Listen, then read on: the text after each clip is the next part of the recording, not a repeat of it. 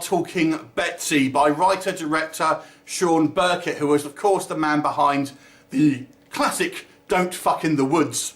So here we have more of a straight, traditional style kind of horror film called Betsy. Now this is a kind of werewolf or she-wolf movie essentially. So it follows this young girl called Betsy who is attacked right at the beginning of the film by an unknown assailant who looks kind of feral.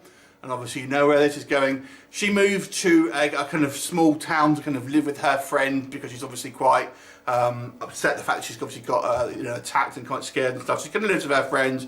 She meets this kind of local guy who she's going to spark up a bit of a romance, but she's kind of unawares of the situation that she's kind of got herself into, obviously turning into a wolf-like creature through various kind of points in the movie. So what do we think about Betsy?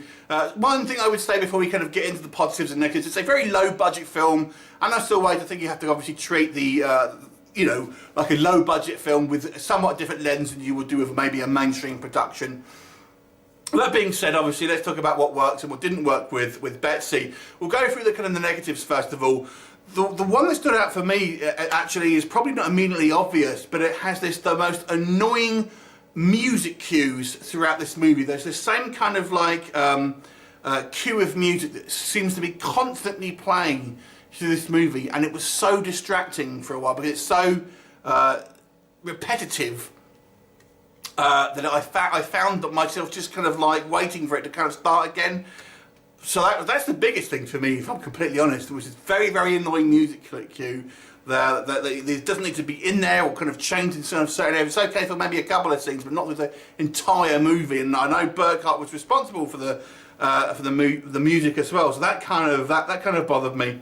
The budget is kind of low, so the production value kind of reflects that. So obviously it doesn't have that kind of like that polished feel obviously that you would see in a kind of obviously it's kind of studio horror flick. So obviously it's somewhat of a low production, things like your effects, your acting, for example, not quite to the kind of the standard that you would see in obviously a kind of higher budget film. For the most part, I like the cast here. I thought the characters seemed like real people, real kind of just like your everyday, kind of people that you see in the street rather than your typical kind of beautiful people kind of actors like you would see in a lot of films. But some of the acting, as I've mentioned, was a little bit kind of hit and miss sometimes. There's not a lot of conviction sometimes in some of the performances I felt, and some of them were a little bit kind of unconfident, is the best way I would kind of describe it. Not everyone, but there's one or two performances that didn't seem particularly confident in their roles, if that makes sense. The plot for me is a little slow. We get the kind of the scenes. Obviously, at the beginning of the movie where we kind of see the first attack, and then there's a couple of kind of like small supernatural scenes throughout the movie, but then we get to the end where we kind of see the full-on type werewolf situation. But I feel that kind of that middle section just drags because there's not a lot that happens. So I feel those sections are a little bit kind of weak. I feel Burkhardt's strength is actually in the kind of the more action-heavy sequences and the kind of the more visceral stuff. I mean, Don't Fuck in the Woods was more or less there was lots of stuff going on throughout the film, so it was a lot faster paced. This one's a lot slower paced, and I feel it shows sometimes.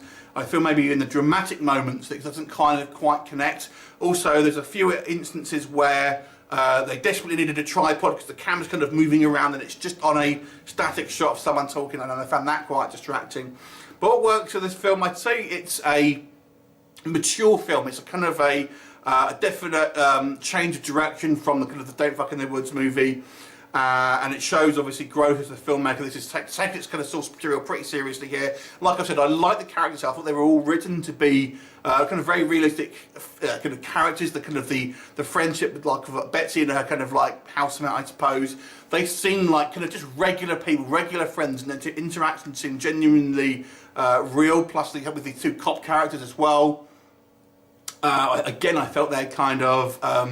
Their friendship seemed genuine, and the kind of the romance between Betsy and the kind of the romantic lead essentially was quite sweet as well. But it did seem a little forced in, if I'm completely honest. But nonetheless, I thought it was okay.